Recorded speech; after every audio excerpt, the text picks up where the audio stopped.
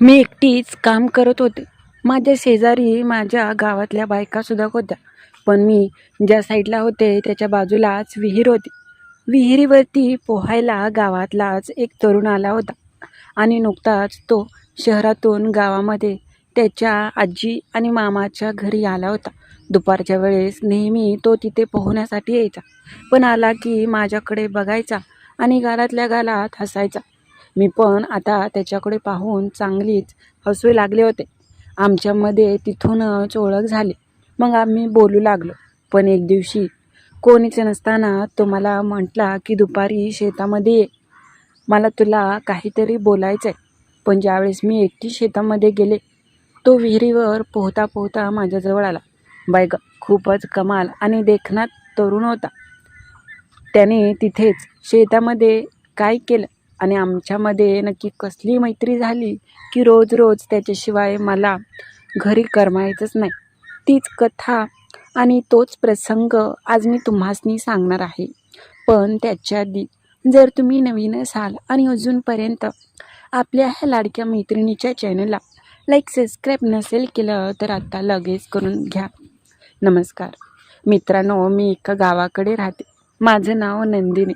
आमचं गाव खूपच खेडेगाव आहे आणि तसं म्हणायला गेलं तर खूपच इथे करमण्यासारखं आहे. शेती आणि पाणी असल्यामुळे जास्त करून इकडे शेताकडचंच काम असतं. माझ्या लग्नाला बरेच वर्ष होऊन गेले होते, पण म्हणावं असं तसं मला काही सुख नव्हतं. मी रोज काम आणि कष्ट करून राहायचे. काम केल्याशिवाय घरामध्ये काही येत नव्हतं. सकाळी रोज गावातल्या बायांबरोबर कधी शेतात तर कधी कुठे असं मिळेल ते काम करायचो. मी त्या दिवशी आमच्या गावाच्याच शेजारी असलेल्या एका गावामध्ये आम्ही गेलो होतो कामासाठी. आम्ही नेहमी तिथे बांधील कामाला असायचो. रोज 4-5 बाया तरी नक्कीच असायचो. मध्येच खूपच पाऊस होता आणि पाऊस गेल्यानंतर चांगलंच काम वगैरे लागलं होतं. असेच बरेच दिवस निघून गेले. त्या दिवशी मी तिथं गेल्यावर मला तो जुना प्रसंग आठवला.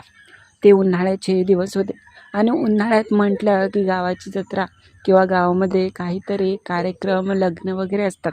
त्यामुळे शहरातील वगैरे गावाकडून कामासाठी गेलेले बरेचसे लोक गावाकडे कामासाठी किंवा रिकामा वेळ घालवण्यासाठी येतच असतात. त्या दिवशी पण असाच काही लोक गावाकडे आले होते आणि गावाकडे आले की शहरातल्या लोकांना खूप कुतूहल वाटतं. उन्हाळ्यात ते गावातल्या विहिरीला वगैरे पोहण्यासाठी येतच असतात. त्या दिवशी मी आणि आमच्या काही जणी बाया शेतामध्ये अगदी गवार तोडण्याचं काम करत होतो. बाजूलाच एक विहीर होती. खूप वेळ झालं विहिरीवरून कोणाचे तरी आवाज येत होते, पण आम्ही काही लक्ष दिलं नाही. दुपारची वेळ असल्यामुळे आले असते गावातली पोरं पोहण्यासाठी.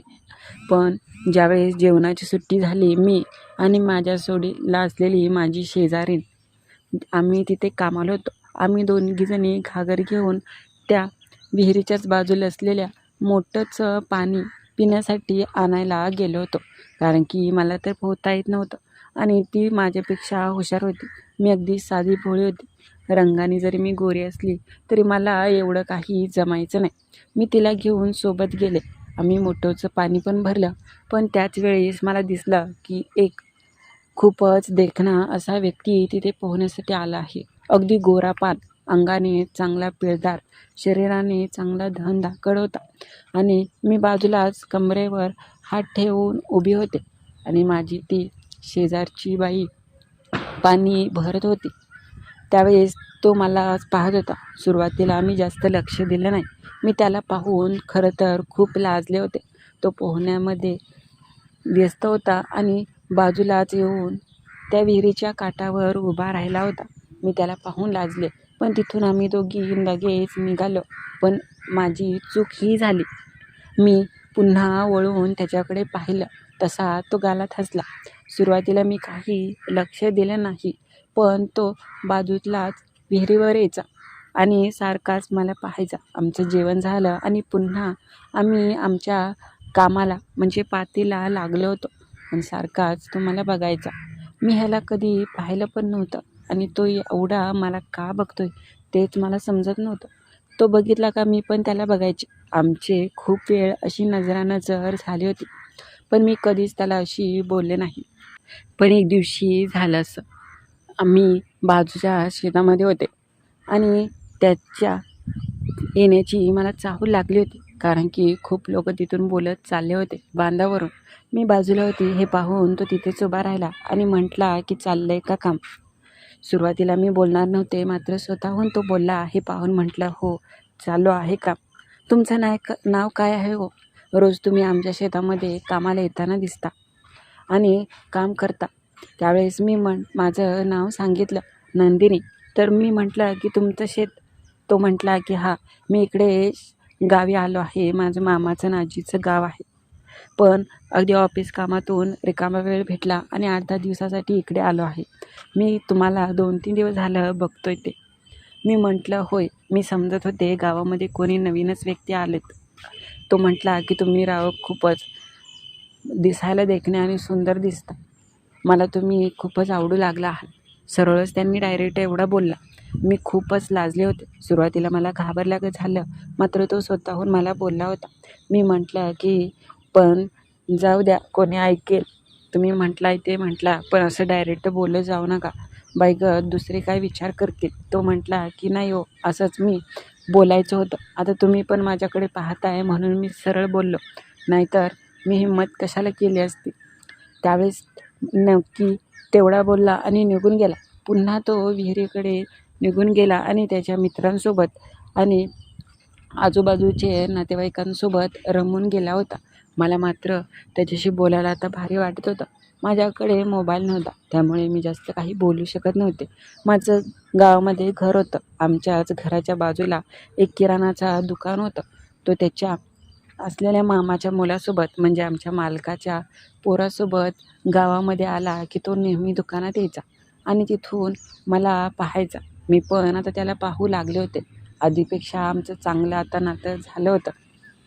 त्याला काही बोलायचं असलं की तो दुकानात यायचा आणि हळूच मला बोलायचा. एक दिवशी तो म्हटला की 2 दिवसानंतर मी जाणार आहे, परत आपली काही भेट होणार नाही, तर मग तुम्ही येचाल का शेतामध्ये? मी म्हटलं की अहो, कशी मी भेटणार तिथे, काय काम आहे? तो म्हटला, मला तुम्हाला बोलायचं आहे महत्त्वाचं, या एकट्याच या पण. मी म्हटलं की बरं बाई गं, माझं काळीज तर धडधड करत होतं की मी कशी जाऊ एकटी बाई आणि शेतामध्ये भेटायला. पण आता राहवत पण नव्हतं. जणू काही त्याचीच ओढ लागली होती मला. असं वाटत होतं की एकदा तरी जाऊन त्याला भेटावं आणि काय म्हणतोय हे पाहावं. म्हणून मग मी दुपारी हिंमत केली आणि गेले. त्यावेळेस अजून पण काही लोक तिथे विहिरीवरती पोहण्यासाठी आले होते. त्यांच्यासमोर तर मी काही म्हणू शकत नव्हते. तो मात्र मी लांबून पाहत होते, दिसत नव्हता. मी बाजूच्याच बांधावरती उभी राहिली होते आणि लांबून त्याला पाहण्याचा प्रयत्न करत होते. तो अचानक पोहता पोहता वर आला आणि त्याला मी दिसले. हे पाहून लगेच त्याने तसाच माझ्याकडे आला आणि म्हटला की आला का तुम्ही?